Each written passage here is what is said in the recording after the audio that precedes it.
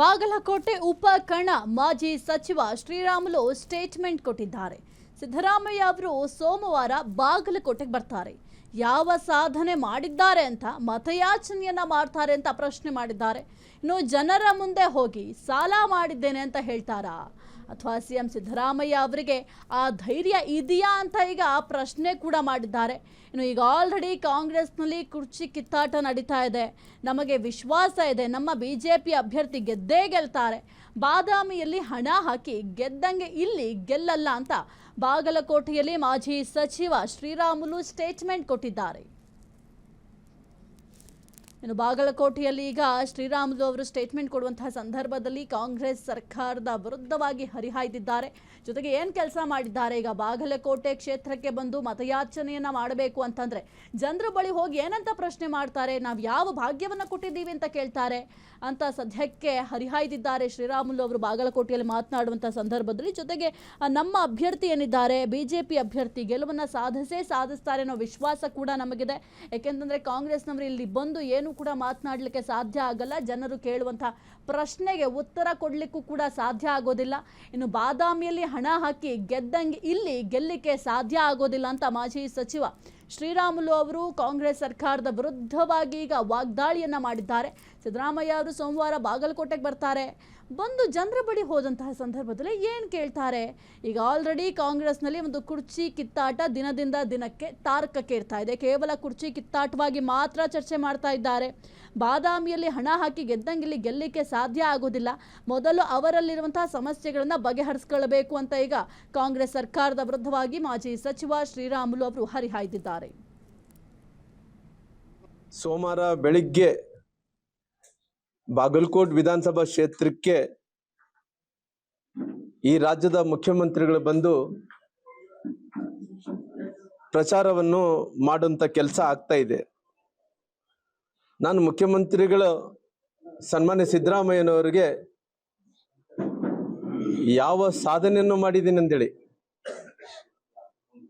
ಮತ ಕೇಳ್ತಾರ ಅನ್ನಂತ ವಿಚಾರವನ್ನು ಕೂಡ ಸನ್ಮಾನ್ಯ ಮುಖ್ಯಮಂತ್ರಿಗಳಿಗೆ ಮೊದಲನೇ ಪ್ರಶ್ನೆ ಆಗಿ ನಾನು ಕೇಳ್ತೀನಿ. ಯಾಕಂದ್ರೆ ಇವತ್ತು ಜನರ ಮುಂದೆ ಹೋಗಿ ನಾನು ಬಹಳಷ್ಟು ಸಾಲ ಮಾಡಿದ್ದೇನೆಂದು ಒಪ್ಪಿಕೊಂಡು ಮತಗಳು ಕೇಳ್ತಾರೋ ಆ ಧೈರ್ಯ ಈ ರಾಜ್ಯದ ಮುಖ್ಯಮಂತ್ರಿಗಳು ಇದೆ ಅನ್ನಂತ ಪ್ರಶ್ನೆಯನ್ನು ಕೂಡ ನಾನು ಕೇಳ್ತೀನಿ. ಯಾಕಂದ್ರೆ ಈ ಸಾರಿ ಬಜೆಟ್ ಅನ್ನು ಓದಂತ ಸಂದರ್ಭದಲ್ಲಿ ನಾನು ನೋಡ್ತಾ ಇದ್ದೆ, ಬಹುಶಃ ಎಲ್ಲಾ ಮುಖ್ಯಮಂತ್ರಿಗಳು ಕೂಡ ಅನೇಕ ಬಜೆಟ್ಗಳನ್ನು ಮಂಡಿಸಿದಂತ ಸಂದರ್ಭದಲ್ಲಿ ಯಾವುದೇ ರೀತಿಯಲ್ಲಿ ಕೂಡ ಅಷ್ಟೋ ಇಷ್ಟೋ ಸಾಲವನ್ನು ಪ್ರತಿ ವ್ಯಕ್ತಿ ಮೇಲೆ ಹೊರಿಸ್ತಾ ಇದ್ರು. ಆದರೆ ಈ ರಾಜ್ಯದ ಪುತ್ರರ ಪರ ದೇವರ ಮೊರೆ ಹೋದ ಎಚ್.ಡಿ. ರೇವಣ್ಣ. ಮೇಲುಕೋಟೆ ಚಲುವರಾಯಸ್ವಾಮಿಗೆ ವಿಶೇಷ ಪೂಜೆಯನ್ನ ಎಚ್.ಡಿ. ರೇವಣ್ಣ ಅವರು ಸಲ್ಲಿಕೆ ಮಾಡಿದ್ದಾರೆ. ನಮ್ಮ ಪುತ್ರನಿಗೆ ಏನೂ ಆಗಬಾರದು ಅಂತ ದೇವರ ಬಳಿ ಬೇಡ್ಕೊಳ್ಳಿಕ್ಕೆ ಅಂತ ಹೋಗಿದ್ದಾರೆ ಎಚ್.ಡಿ. ರೇವಣ್ಣ ಅವರು. ಇನ್ನು ಚಲುವರಾಯಸ್ವಾಮಿಗೆ ವಿಶೇಷ ಪೂಜೆಯನ್ನು ಕೂಡ ಸಲ್ಲಿಕೆ ಮಾಡಿದ್ದಾರೆ.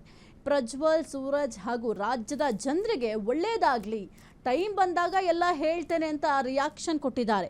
ಮಂಡ್ಯ ಜಿಲ್ಲೆಯ ಜನರ ಋಣ ನನ್ನ ಮೇಲಿದೆ, ಈ ಹಿಂದೆ ಏನು ಮಾಡಬೇಕು ಅದನ್ನ ಮಾಡಿದ್ದೀನಿ ಅಂತ ಸದ್ಯಕ್ಕೆ ಹೇಳಿಕೆಯನ್ನು ಕೂಡ ಕೊಟ್ಟಿದ್ದಾರೆ. ಸರ್, ಈಗ ಕಳೆದ 30 ವರ್ಷಗಳ ಕಾಲದಿಂದ ನಾನು ವೈರ್ಮುಡಿ ಬರ್ತಾ ಇದ್ದೀನಿ. ನಾನು ನಮ್ಮ ಮನೆಯವರು ಎಲ್ಲ ಬರ್ತಾ ಇದ್ದೀವಿ, ನಮ್ಮ ಕುಟುಂಬ ಸಹಿತ.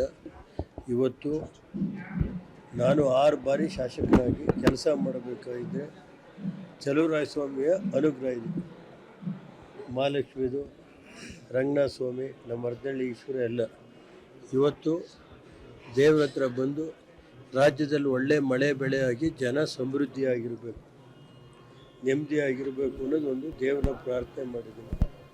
ಎಲ್ಲ ನಮ್ಮ ಪತ್ರಿಕಾ ಸ್ನೇಹಿತರು, ಎಲ್ಲ ಮಾಧ್ಯಮದವರು, ಎಲೆಕ್ಟ್ರಾನಿಕ್ ಮೀಡಿಯಾ ಇದ್ದಾರಲ್ಲ, ಅವ್ರ ಕುಟುಂಬನೂ ಚೆನ್ನಾಗಿರಬೇಕು. ಯುಗಾದಿ ಕಳೆದ ಮೇಲೆ ಹೊಸ ವರ್ಷ ಇವತ್ತು ವೈರ್ಮುಡಿ ಉತ್ಸವ ನಡೀತಾ ಇದೆ. ಇದು ಒಂದು ಇತಿಹಾಸ, ವರ್ಷಕ್ಕೊಂದು ಸಾರಿ ಇತಿಹಾಸನ ಇದು ಯಾರೋ ಪುಣ್ಯಾತವರು ಮಹಾರಾಜರ ಕಾಲದಲ್ಲಿ ನಡೆಸ್ಕೊಂಡ್ಬಂದಿರುವಂಥ ಒಂದು ಇತಿಹಾಸ. ಇದನ್ನು ಮುಂದುವರಿಸ್ಕೊಂಡು ಹೋಗ್ತಾ ಇದೆ ಇದೇ ರೀತಿ. ಕ್ಷಣ ಕ್ಷಣದ ಸುದ್ದಿಗಳಿಗಾಗಿ ಫ್ರೀಡಂ ಟಿವಿ ಸಬ್ಸ್ಕ್ರೈಬ್ ಮಾಡಿ, ಲೈಕ್ ಮಾಡಿ ಹಾಗೂ ಫಾಲೋ ಮಾಡಿ.